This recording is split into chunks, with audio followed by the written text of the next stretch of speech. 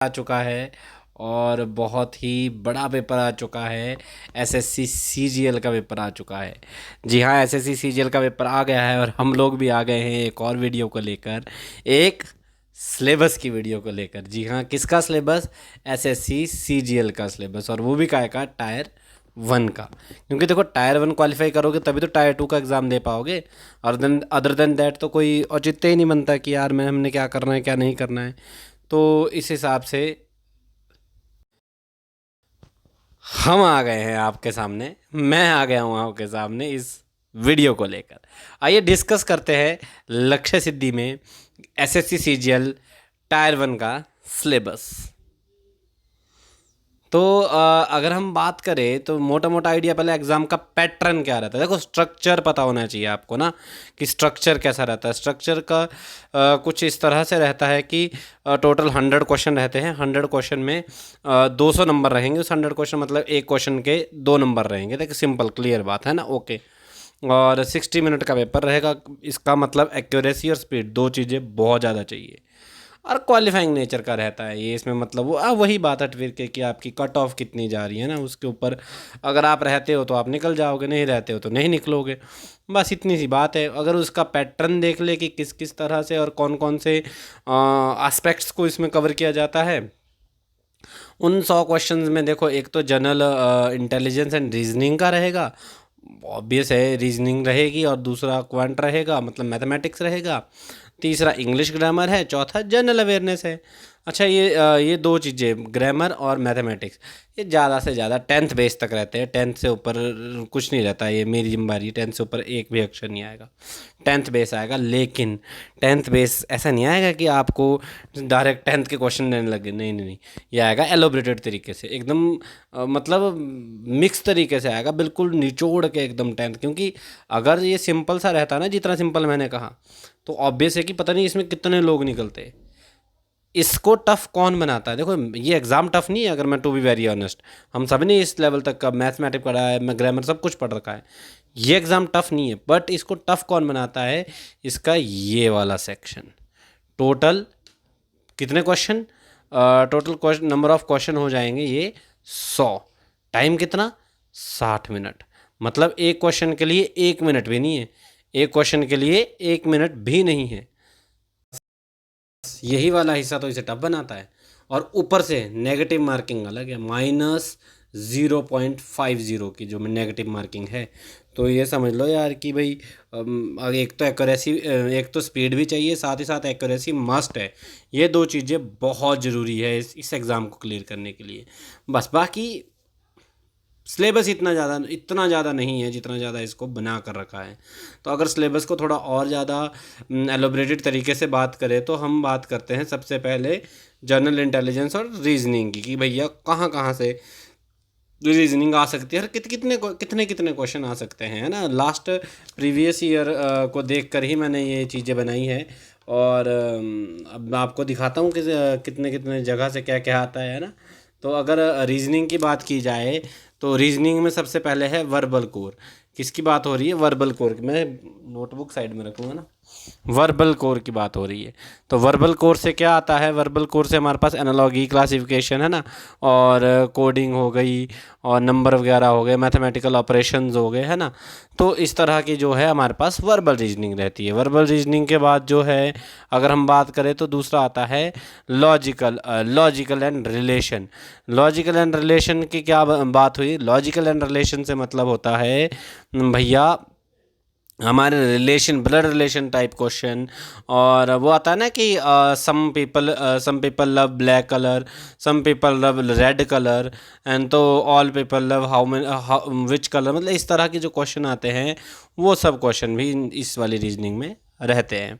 अच्छा, ये सारी चीज़ें डायरेक्शन वाले क्वेश्चन रहते हैं कि यार उसने इतना मीटर चला और नॉर्थ को, फिर उसके बाद वो साउथ वेस्ट को मुड़ गया, उसने ऐसा किया वैसा किया, उस तरह के क्वेश्चन जो है इसमें रहते हैं। ये होगी दो तरह की रीजनिंग। तीसरी तरह की रीजनिंग है नॉन वर्बल रीजनिंग, है ना।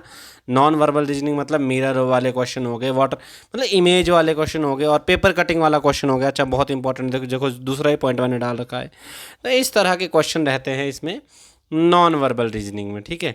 तो ये हमारा रीजनिंग का पार्ट हुआ। रीजनिंग के पार्ट के बाद अगर हम आगे क्वांट के ऊपर चले, मैथ्स में क्या रहेगा, कंप्लीट रोड मैप बताऊंगा कि मैथ्स में क्या क्या चीज़ें रहने वाली है, क्योंकि तभी मज़ा आएगा ना जब कंप्लीट सारा का सारा सिलेबस हमारे सामने रहेगा।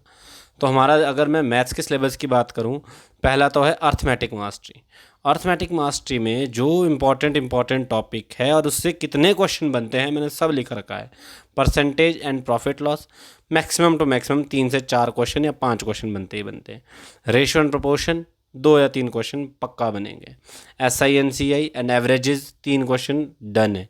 टाइम वर्क एंड डिस्टेंस, ये क्वेश्चन ये, हाँ देखो एक और चीज़ मैं कंफर्म करना चाहूँगा कि मैंने यहाँ पे क्वेश्चनिंग की नंबरिंग लिखी है ना, 3 क्वेश्चन 4 क्वेश्चन, जैसे आप यहाँ देख भी रहे होंगे, ये मैंने लिख रखा है तो प्रीवियस ईयर के क्वेश्चंस को देख कर लिख रखा है। हो सकता है ये इस बार ऊपर नीचे हो जाए, या एग्जामिनर पे डिपेंड करता है ना। Don't quote me on this कि 4 ही क्वेश्चन आएंगे, हो सकता है 2 ही आए, हो सकता है 1 भी ना आए, पर पढ़ना तो पड़ेगा। लेकिन जो पुराने टाइम के जो पैटर्न को देखे तो पढ़ना तो पड़ेगा। तो इस वजह से मैंने इसमें वो टॉपिक ज़रूर डाले हैं जो टॉपिक पहले से लेकर आते हैं, ठीक है। अब अगर थोड़ा एडवांस चले मैथमेटिक्स में, तो एडवांस मैथमेटिक्स में कुछ नहीं है, अलजेब्रा है 2 से 3 क्वेश्चन, ज़्यादा नहीं है। ज्योमेट्री, ट्राइंगल हो गया या पैरेललोग्राम हो गया, ये सब चीज़ें जो है उन सब, सॉरी माफ़ कीजिएगा, पैरेललोग्राम नहीं, ज्योमेट्रीज के जो क्वेश्चन होते हैं, सर्कल ट्रायंगल वगैरह के क्वेश्चन, तो वो आता है 3 से 4 क्वेश्चन आते हैं। डायरेक्ट क्वेश्चन नहीं आएंगे, बार बार कह रहा हूँ, 10th बेस तो है, इजी तो है, पर लेकिन डायरेक्ट क्वेश्चन नहीं आएगा कि इसको यहाँ से सॉल्व करो और इसको प्लस करके आंसर दे दो। इसके बारे में किसी और वीडियो पे बात करेंगे कि क्वेश्चन किस तरह से बनते हैं इसके। तो ठीक है, ज्योमेट्री तक हो गया। फिर है मेंसुरेशन। मेंसुरेशन में क्या आता है, मेंसुरेशन में 2D 3D तरह की शेप्स आती, जो जो पैरेललोग्राम मैंने पीछे कहा, हाँ वो शेप्स वगैरह, या एक मतलब वो आता है ना कि एक वॉल है तो एक कमरा है तो उसको पेंट करने में कितना खर्चा आएगा, उस तरह के क्वेश्चन, बिल्कुल 2D 3D के क्वेश्चन होते हैं ना, तो उस तरह के क्वेश्चन इसमें मेंसुरेशन में आते हैं। फिर अगर अगली बात करें तो ट्रिग्नोमेट्री की आइडेंटिटीज़ पता है आपको, साइन कॉस टैन वगैरह, जो कॉट कॉसेकेंड हो गया, सीकेंड हो गया, ये सारे, इन सब के वैल्यूज़, इन सब का वैल्यू चार्ट, 0 डिग्री से 90 डिग्री तक की वैल्यू चार्ट, ये सब चीज़ें लर्न करनी पड़ेगी। मैथमेटिक्स है और मैं कह रहा हूँ लर्न करनी पड़ेगी। ट्रिग्नोमेट्री चार्ट समझना पड़ता है ऑल्दो उसको लर्न करने का नहीं पड़ता, उसके बहुत से तरीका होता है, वो भी मैं सिखा दूंगा। अगर मैंने इसकी सीरीज़ बनाई तो मैं पक्का उसको उसमें डाल दूंगा, ठीक है। ऑल गुड, आगे चलते हैं जी। आगे आता है हमारे पास data and stats. Data and stats का क्या मतलब है, जैसे DI के क्वेश्चन आ जाएंगे, ठीक है। डेटा इंटरप्रेट करना है इधर से उधर, उधर से इधर, तो किस किस तरह से डेटा इंटरप्रेट हो सकता है, मीन मोड मीडियन से हो सकता है जी, हाँ जी सर। हिस्टोग्राम हो गया या फिर पाई चार्ट हो गया, जी हाँ ऐसे भी हो सकता है सर। या स्टैंडर्ड डेविएशन, इससे भी हो सकता है सर। डेटा इंटरप्रेट करना है, बस सिंपल बात। तो अगर हम आगे चले तो ये तो हो गया, क्वांट भी हो गया, रीजनिंग भी हो गई। अब आता है हमारे पास इंग्लिश कॉम्प्रिहेंशन। इंग्लिश में क्या होता है गुरु, इंग्लिश में क्या होता है, इसके 3 मेन पिलर है, ग्रामर, वोकैब और रीडिंग कॉम्प्रिहेंशन। ग्रामर में वही सब चीज़ें, बस देखो ना, मैं अगर आप लोगों को नॉर्मल बात बताऊं, होता वही है, बेसिक से बाहर नहीं जा सकता कोई नहीं, बेसिक से बाहर कोई जा ही नहीं सकता।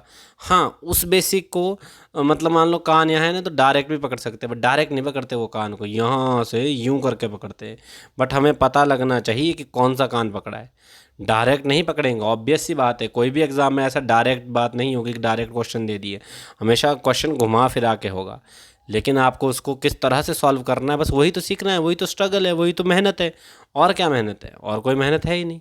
अब अगर बात इंग्लिश की करें, जो मैं कर रहा था थोड़ी देर पहले, कि इंग्लिश में कैसा रहता है, इंग्लिश में ग्रामर सेक्शन में एरर स्पॉटिंग रूल आता है, 2 से 3 क्वेश्चन पक्का आएंगे। सेंटेंस इम्प्रूवमेंट का आता है, जैसे कि जंबल सेंटेंस दे दिया, मान लो ऐसे करके जंबल सेंटेंस दे दिया, इसके आगे ब्रैकेट में P लिख दिया, Q लिख दिया, R लिख दिया और S लिख दिया, चार अलग अलग स्टेटमेंट बना दी जंबल सेंटेंस की। अब आपको उसको एक सेंटेंस में फ्रेम करना है, आपको उसको एक सेंटेंस में फ्रेम करना है, तो बताना पड़ेगा कि पहले P आएगा, Q आएगा, R आएगा या S आएगा। इस तरह के जंबल सेंटेंस रहते हैं, मैं आपको ज़रूर करवाऊँगा अगर मैंने इसकी भी सीरीज़ बनाई। पर मोस्ट प्रोबेबली इस बार मेरा मन है कि मैं एकदम एक प्रॉपर क्लियर सीरीज़ बनाऊँ और उसमें एकदम समझाऊँ कि किस तरह से उन क्वेश्चंस को किया जाता है। फिर आती है वॉइस। वॉइस तो आनी ही चाहिए आपको यार। इस लेवल पे अगर आप तैयारी कर रहे हो, ग्रेजुएशन हो चुकी है, तो आपको वॉइस के बारे में पता होना ही चाहिए। हाँ, वो अलग बात है कि आपको एकदम एडवांस लेवल की नहीं आ रही है, एकदम से क्वेश्चन करने नहीं आ रहे, ओके, वो प्रैक्टिस के साथ आएगा, ऐसे नहीं आएगा। बट पता होना चाहिए वॉइस होता क्या है और नरेशन क्या होता है ना, डायरेक्ट और इनडायरेक्ट स्पीच होता क्या है, ये पता होना चाहिए। अच्छा, ये हो गया एक किस्म। अब आता है वोकैब, जो एक नई चीज़ है। एक ग्रेजुएशन के बच्चे को, अगर आप तैयारी कर रहे हो एग्ज़ाम्स की, तब तो आपको सिंपल है। पर एक ग्रेजुएशन किया हुआ बच्चा अगर निकला ही है अभी, तो उसको ये वोकैब वाला सेक्शन थोड़ा सा नया लग सकता है। हालांकि उन्होंने बचपन में इस तरह की चीज़ें कर रखी है, पर फिर भी। तो पहला रहता है सिनोनियम एंड एंटोनियम्स। ऑब्वियस, डायरेक्ट फिर अगेन डायरेक्ट थोड़ी ना कहेंगे कि यार इसका सिनोनियम बताओ, इसका एंटोनियम बताओ। बहुत टफ टफ से वर्ड्स होंगे ना, ऐसा सिंपल से वर्ड लग के देने तब तो सब लोग लग जाएंगे। तो सिनोनिम एंड एंटोनिम्स हो गया, वन वर्ड सब्स्टिट्यूशन हो गया, आइडियम्स एंड फ्रेज हो गए, और स्पेलिंग एरर्स हो गए। इसके कुछ कुछ क्वेश्चन रहने वाले हैं जो हम देखेंगे जी। फिर आता है हमारे पास कॉम्प्रिहेंशन। हाँ, नॉर्मल सी चीज़ सुनने को लग रही है कि यार सर कॉम्प्रिहेंशन ही तो है, उसमें क्या है? कॉम्प्रिहेंशन है सबसे ज़्यादा टाइम कंज्यूमिंग चीज़ है कॉम्प्रिहेंशन। उसको पढ़ते पढ़ते टाइम निकल जाएगा। यहाँ पे 100 क्वेश्चन करने हैं बाबू, कितने टाइम में? 60 मिनट में। दैट मीन्स एक क्वेश्चन को 1 मिनट भी नहीं है। एक क्वेश्चन को 1 मिनट भी नहीं है। एक क्वेश्चन को 1 मिनट देने लगोगे तो 40 क्वेश्चन रह जाएंगे। 40 क्वेश्चन, 40% ऑफ योर एग्ज़ाम छूट जाएगा, जो कि सबसे गलत बात हो जाएगी।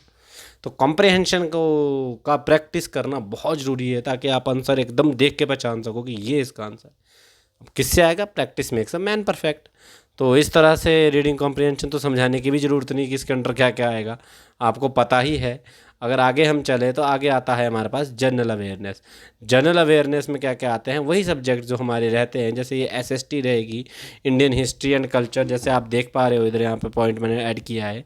फिर जियोग्राफी का पॉइंट है, और पॉलिटी का पॉइंट है, इकोनॉमिक्स का पॉइंट है। अच्छा, इकोनॉमिक्स का पॉइंट के बारे में मेरे को एक चीज़ याद आई कि आजकल के जो लेटेस्ट एग्ज़ाम हो रहे हैं उसमें इकोनॉमिक बहुत ज़्यादा आ रहा है।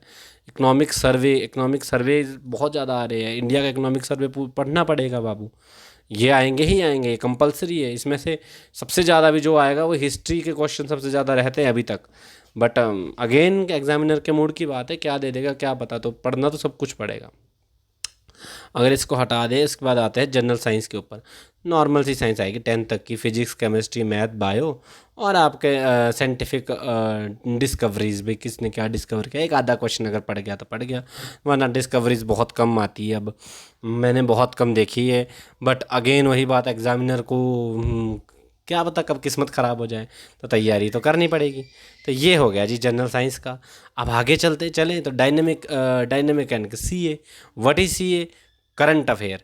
करंट अफेयर पढ़ने पड़ेंगे। कब तक के पढ़ने पड़ेंगे? लास्ट एक ईयर के तो कन्फर्म है जी, पढ़ने ही पड़ेंगे।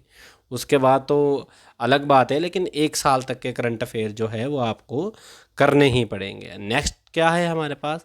गवर्नमेंट स्कीम्स क्या क्या है ना, पोर्टफोलियोज़ क्या क्या है ना।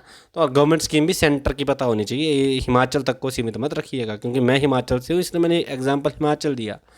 हो सकता है आप हरियाणा से हो जो वीडियो देख रहे हो सकता है आप पंजाब से हो, जिस भी स्टेट के हो। अपना पीसीएस लेवल का नहीं है, अपना गवर्नमेंट स्कीम्स जो है वो सेंटर लेवल की पता होनी चाहिए, क्योंकि आपकी जो जॉब लगेगी वो सेंटर में जाकर लगेगी।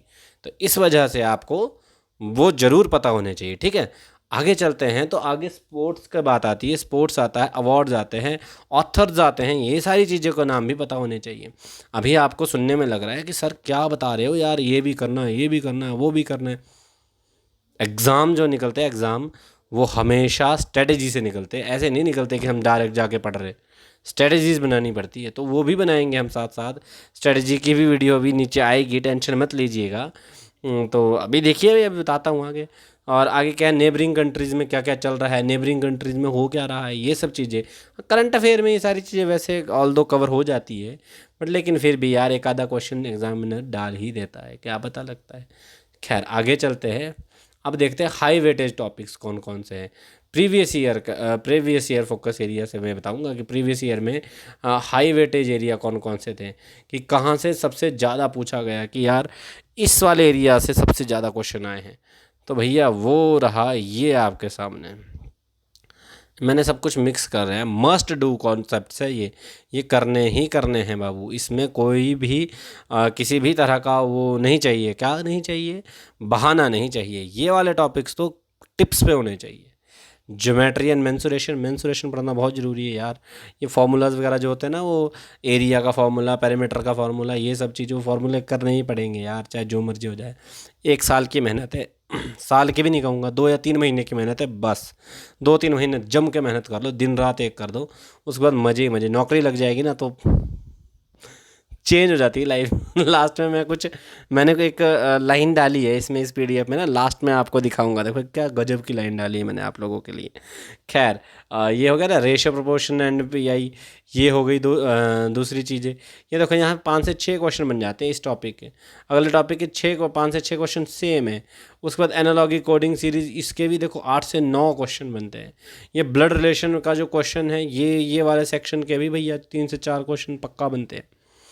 बहुत रीजनिंग टिप्स पे होनी चाहिए। रीजनिंग में क्या होता है, रीजनिंग या तो तार देती है या तो मार देती है। अगर आपकी रीजनिंग बेस्ट है ना तो आप तो निकल गए। अच्छा, रीजनिंग के साथ साथ अगर आपका मैथ्स बेस्ट है ना, मैथ्स मैं कह रहा हूँ ज़्यादा नहीं, हालांकि ऑल्दो ह्यूमन हूँ तो गलती हो मुझसे भी हो सकती है, लेकिन मैं बता रहा हूँ कम से कम 60 से 70% बच्चा ऐसा ही होगा जो, चलो मैंने ज़्यादा कर दिया और कम करते हैं, 60 से 70 नहीं, हटा देते हैं इसको, 60 से 70 तो इसको कर देते हैं 50 से 60। आप मानोगे मेरी बात, पक्का मानोगे, 50 से 60% ऐसा बच्चा होगा जो मैथ से डरता होगा, पक्का होगा मैथ से डरने वाले बच्चे। तो आधी जंग तो यहीं जीत जाओगे अगर मैथ्स पकड़ लोगे। और मैथ्स पकड़ना नहीं है, फिर मैथ्स पकड़ लिया ना, उसके आंसर निकालने आसान है एज़ कम्पेयर टू इंग्लिश। अब पता नहीं इतने इसमें कितने लोग एग्री करेंगे, पर मैं तो यही चीज़ सोचता हूँ कि मैथ्स के आंसर निकालने एज़ कम्पेयर टू इंग्लिश बहुत ईजी है। खैर, ये हो गया ना मैथ्स और reasoning. Then we have English and general awareness. इनमें कौन कौन से टॉपिक इंपॉर्टेंट है, क्लोज टेस्ट एंड PQRS। वही PQRS जो मैंने आपको भी बताया कि जंबल सेंटेंस दे देंगे, फिर आपको ऑप्शन देंगे कि PQRS से सीरीज़ बन रही है, QRS PQ से सीरीज़ बन रही है, उस तरह के क्वेश्चन। मैं आपको बताऊंगा, अगर आपने अभी अभी ग्रेजुएशन की है ताज़ी ताज़ी, तो मैं आपको इसकी भी बारे में बताऊंगा अगर मैंने इसकी सीरीज़ बनाई। नेक्स्ट है voice and narration. Voice and narration बहुत इंपॉर्टेंट है। सोच लो 8th 9th से पढ़ना शुरू किया था वॉइस एंड नरेशन, और यहाँ पे ग्रेजुएशन CGL तक के एग्ज़ाम में आ रहा है ये सब चीज़ें। आगे आता है करंट अफेयर। करंट अफेयर के और हिस्ट्री के क्वेश्चन यार बहुत इंपॉर्टेंट है। करंट अफेयर पढ़ना मुश्किल चला जाता है क्योंकि इतना कवर नहीं कर पाता इंसान, लेकिन अब क्या करे, मजबूरी में तो करना पड़ेगा। आगे चलते हैं। नौकरी चाहिए तो करना पड़ेगा, नहीं चाहिए तो छोड़ दो, क्या जा रहा है, इतनी मेहनत कौन करे। एक ही मोटिवेशन है, नौकरी चाहिए भैया तो करो, नहीं चाहिए तो छोड़ दो। नेक्स्ट है general science and core. Normal सी साइंस जो डेली लाइफ में हमारे को साइंस यूज़ होती है, उस तरह की साइंस आपको आनी चाहिए। अब आता है मेन चीज़ जो मैंने बोला था कि मैं आपको प्रिपरेशन भी बताऊंगा कि किस तरह से इसकी प्रिपरेशन करनी है ना। ये देखो उसका आपको यार ये क्या है, wait wait wait wait wait, हाँ अब चाहिए। अब देखो, अब मैं इसको प्रिपरेशन और स्ट्रेटजी बताता हूँ, एक एक्शन प्लान बताता हूँ कि इसका एक एक्शन प्लान क्या रहने वाला है। देखो नॉर्मल से 4 स्टेप मैंने आपके सामने रखे हैं। पहला स्टेप कॉन्सेप्ट क्लियरिटी। अगर आपके पास 60 दिन बच रहे हैं ना, 60 दिन, तो 15-15 दिन दे दो इन सबको। पास 4 स्टेप को 15-15 दिन दे दो। 15 दिन के अंदर कॉन्सेप्ट क्लियरिटी कर लो, क्योंकि आप ग्रेजुएशन में हो तो जितने भी टॉपिक मैंने कहे सुन रखे हैं आपने, पहले पक्का सुन रखे हैं। आप ग्रेजुएशन में हो, सोचो ग्रेजुएशन लेवल का एग्ज़ाम दे रहे हो, तो आपने सारे टॉपिक सुन रखे हैं, आपने सिर्फ जा करके रिवाइज़ करने हैं बस। पढ़ रखे हैं आपने यार, अच्छे से पढ़ रखे हैं, अपने ऊपर विश्वास रखना चाहिए। तो सिर्फ कॉन्सेप्ट क्लियरिटी करनी है हमने कि कहाँ कहाँ पे डाउट है हमारे को, वो डाउट क्लियर करने हैं हमने। ठीक है, तो कॉन्सेप्ट क्लियरिटी हमने कर ली। उसके बाद हमने अगले 15 दिन करने हैं PYQ, previous year question paper सारे सॉल्व कर दो। क्योंकि ऑब्वियस है कि एक्यूरेसी नहीं बनेगी, अभी इतनी ज़्यादा एक्यूरेसी नहीं बनेगी कि आप चाहो कि PYQ कर दी मैंने तो 100 के 100 क्वेश्चन सही हो जाएंगे। नहीं नहीं नहीं, यहाँ पे आएगी आपको 50 से 60% एक्यूरेसी, कि 50-60 क्वेश्चन मेरे एकदम से लग रहे हो भी 60 मिनट में, टाइमिंग के हिसाब से 50 से 60 क्वेश्चन तक एक्यूरेसी आ जाएगी।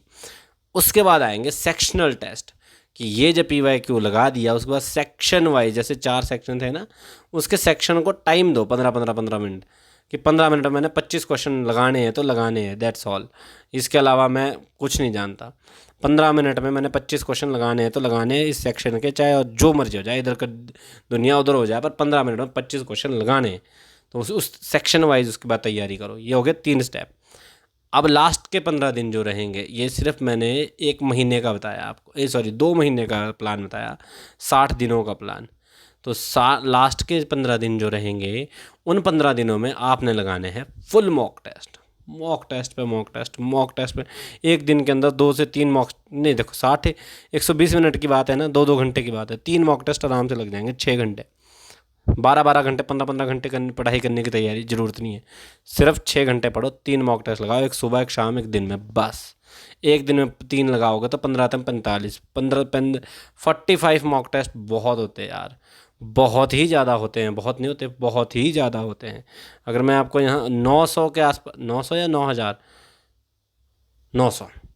900 के आसपास क्वेश्चन आप तैयार कर दोगे यार। 900 के आसपास क्वेश्चन बहुत ज़्यादा होते हैं। 900 ही हुआ ना? नहीं 900 नहीं हुआ, अरे क्या कह रहा है इंसान, sorry sorry sorry sorry sorry sorry. 9000 question आप कवर कर लोगे इन 45 मॉक टेस्ट में। कितने हज़ार? 9000 क्वेश्चन कवर कर लोगे आप। तो यार 9000 क्वेश्चन मोर देन इनफ होते हैं, मोर देन इनफ। बहुत होता है 9000 एक नंबर ना। अगर 9000 क्वेश्चन आपने देख लिए ना, तो एग्जामिनर इससे बाहर कैसे ही जा पाएगा। अगर आप 15 दिन के बजाय 60 दिन कर दो, सॉरी 30 दिन कर लोगे mock test, full mock test, सोचो 18,000 क्वेश्चन, मतलब इससे ज़्यादा क्या चाहिए ज़िंदगी में। तो कुछ इस तरह से तैयारी करनी पड़ेगी यार। अब अगर लास्ट में मैं आपके पास एक, मैंने कहा था ना, एक लाइन मैंने आपके लिए ऐड करी है, तो ये देखो, ये वो लाइन है कि success isn't given, it's earn in the classroom, on the desk and in the examination hall. इसी नोट पे ख़त्म करूँगा। Please subscribe Lakshya Siddhi and turn on your bell notification. मिलेंगे किसी और वीडियो में, किसी और मुद्दे को लेकर, किसी और सिलेबस को लेकर। तब तक के लिए टारगेट SSC CGL 2026 हमेशा याद रखना।